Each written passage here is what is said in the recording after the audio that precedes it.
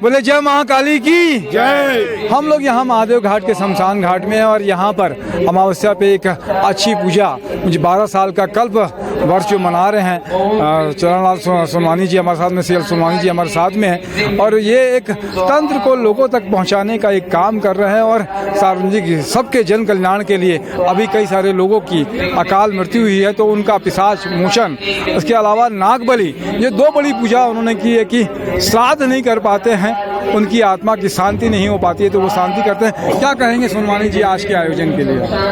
मैं आज के आयोजन के लिए आभारी व्यक्त कर सकता हूं कि आप सब लोग आए, हमारे उत्साहवर्धन किए।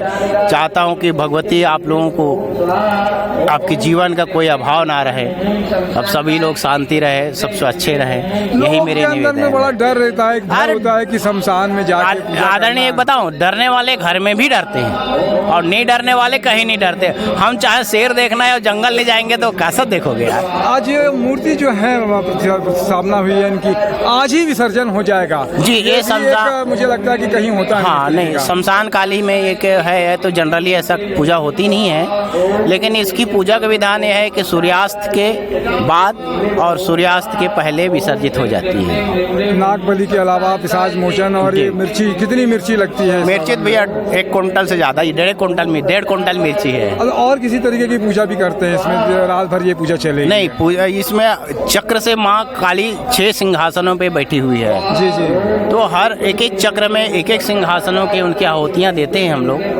अब ये तंत्र कोई जादू टोना नहीं है, वास्तव में तंत्र एक विज्ञान है।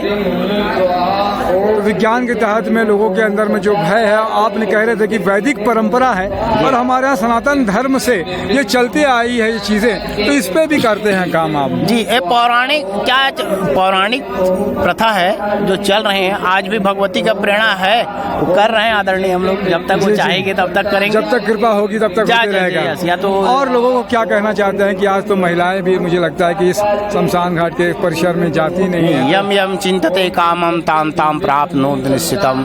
भगवती के पास जो आदमी जैसे जैसे कामना लेके आए हैं वो माँ वैसे वैसे उनकी पूर्ण करे, यही हमारे पुरस्कार और फल भी होगा।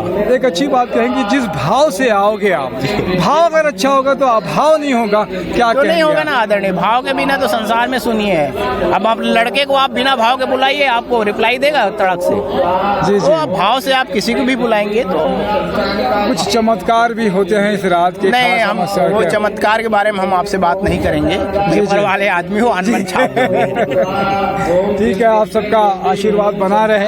आप इस तरीके का आयोजन, मुझे लगता है कि छत्तीसगढ़ में कहीं और नहीं होता है। ऋषम जांगड़े भी मेरे साथ में और रमन हलवाई भी मेरे पत्रकार साथी हैं। तो क्या लगता है ऋषम भाई, 2 शब्द कहें आप? सोनवानी जी का जो कार्यक्रम है, मैं ये दूसरी बार आया हूँ, पहले भी आया था।